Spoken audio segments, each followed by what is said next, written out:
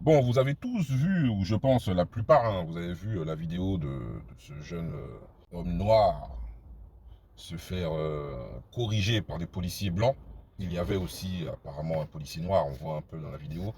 J'ai entendu beaucoup de personnes s'exclamer, encore une fois, au racisme, etc., discrimination, bon bref, c'est le discours assez classique. Mais moi, quand j'ai vu cette vidéo, je me suis dit, ah ouais, quand même, le gars, il se fait... à peine il se fait contrôler, on lui casse sa vitre, on le plaque par terre. Ah ouais, encore une fois une dinguerie, quoi. Et je me suis dit, on va attendre un petit peu pour voir un peu s'il y a d'autres éléments, pour voir comment les policiers vont pouvoir se dépatouiller de cette affaire. Et on se rend compte que finalement l'affaire n'est pas si claire que ça, n'est pas si simple. Et que ce frérot-là a mis une partie de la vidéo, mais n'a pas tout mis. Et c'est ça le problème. C'est que lorsque vous voyez, j'ai essayé de vous mettre quelques extraits. Yes, sir. Is there a reason why you're popping the door open like that? I don't have a window that works. Is there a reason that you're pulling me over? Yeah, absolutely. There's a reason why I'm pulling you over. For one thing, inclement weather, you don't have your lights on. Two things, you're not wearing your seatbelt. It's daylight. Three, I don't need the lights. And it's not weather. It's not raining. oh, this is inclement. It's not raining. Okay, I'm not arguing with you. I'm telling you why I'm pulling you over. Give me your driver's license, registration, proof of insurance. No, call your supervisor. Why? Excuse me? Call your supervisor. Why did you pull me over? 77, 35. I'm properly driver. I've already told you. Why did you pull me over? Step out of the vehicle. No. Step Why out of did the you pull vehicle. me over?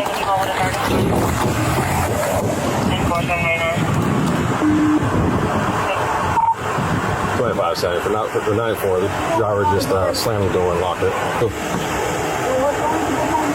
I've already told you. Okay. Okay. Right now you're under arrest for resisting. You understand? You're under arrest for resisting. The longer you take us on, the worse it's going to be.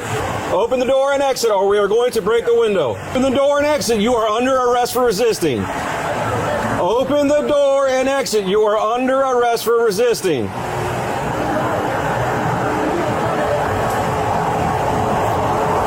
Open the door and exit. You are under arrest for resisting. Open the door and exit. You are under arrest for resisting. I'm about to break the window. I'm about to break the window. Lorsque vous voyez comment les choses se sont passées, se sont déroulées, bah, c'est pas exactement la même version que ce que le frérot a expliqué.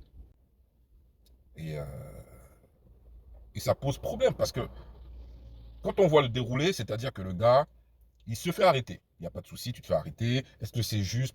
Là, il y a débat si vous voulez. Bon, en tout cas, il se fait arrêter. Connaissant les réflexes de certains policiers américains, évitez de vous donner le bâton pour vous faire battre. Tu sais que les policiers ont un certain réflexe. Voilà. Voilà, les cow-boys, on ne sait jamais. Ça sort le bail et ça tire. Toi, en tant que personne qui vit aux États-Unis, tu connais cette situation. Tu te dis, tu sais quoi? Je suis en règle. Le mec qui me fait une interpellation qui n'est peut-être pas dans les règles ou dans les règles, je sais pas. Là, je ne peux pas vous dire si c'est OK ou pas. Mais dans les deux cas, si tu es en règle, tu donnes tes papiers, tu donnes l'assurance, tu donnes ton permis de conduire. En plus, dans la vidéo, c'est ce qu'ils demandent aux gars. Papier du véhicule, permis de conduire, assurance. Quelque chose de tout à fait banal. Mais, voilà, le gars, lui, il veut négocier. Non, appelez-moi votre supérieur. Non, je ne donne pas mes papiers. Non, si, non, ça. Et au moment où le policier s'approche, le gars, il ferme la porte. À ce moment-là, mon gars, qu'est-ce que tu crois qu'il va se passer? Est-ce que tu crois que le policier va dire, oups, désolé du dérangement, je retourne à mes occupations?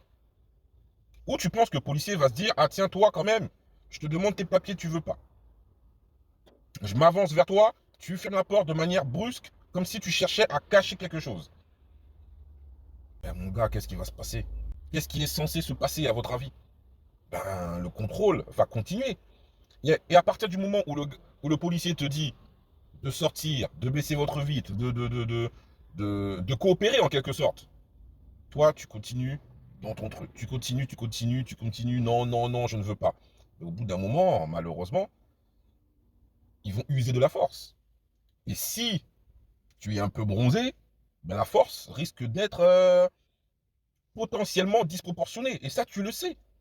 Et en plus, lorsqu'on creuse, on se rend compte que le gars avait un permis de conduire qui n'était pas apparemment dans les règles ou conforme, ou bon, il y avait un petit souci sur son permis de conduire. Et sous son siège, il y avait un couteau caché. Bon, on ne sait pas si c'était pour découper du pain, du saucisson, du fromage, bon bref. En tout cas, c'était sous le siège. Ce sont comme ça des éléments qui s'accumulent qui font que ben ils ont peut-être bien fait de t'interpeller ou de voilà. Maintenant, est-ce que l'interpellation est disproportionnée en termes de violence? Probablement, sûrement. Mais connaissant justement, comme je le disais, connaissant les circonstances, connaissant la probabilité d'être malmené encore plus que quelqu'un d'autre, parce que ben voilà, on sait déjà comment ça se passe. Donc bon, si tu es dans les règles, voilà, monsieur l'argent, bonjour, permis de conduire, carte grise, assurance, il vérifie, tout est ok, merci, au revoir. Merci, au revoir.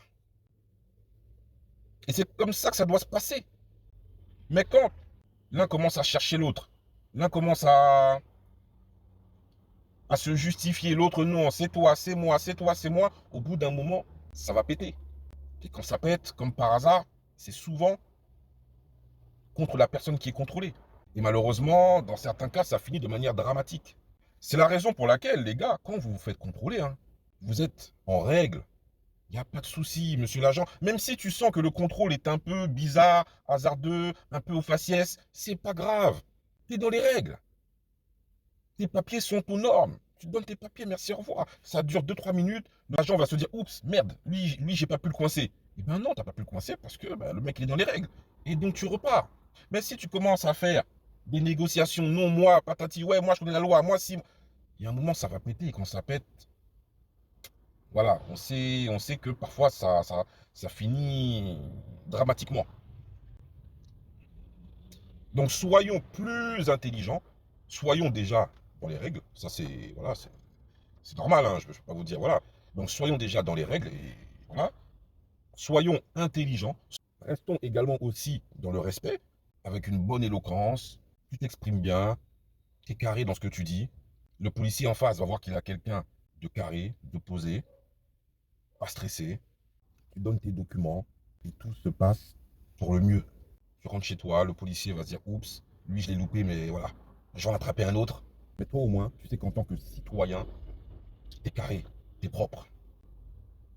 Donc les gars, soyez plus intelligents. Et je me trompe peut-être, hein, mais j'ai l'impression que ça va vite être classé parce que lorsqu'on voit la vidéo, de l'angle du policier avec une vidéo un peu plus complète, on se rend compte que ben, c'est un contrôle qui devait être assez banal. Mais avec ce refus de montrer ses papiers, le fait de s'enfermer dans la voiture, etc., sont des éléments qui aggravent la situation. Ce ne sont pas du tout des éléments qui font en sorte d'apaiser une situation et de sortir de manière claire, posée et sans avoir de dents cassées ou de bouche cassée. Dites-moi ce que vous en pensez en commentaire, les gars.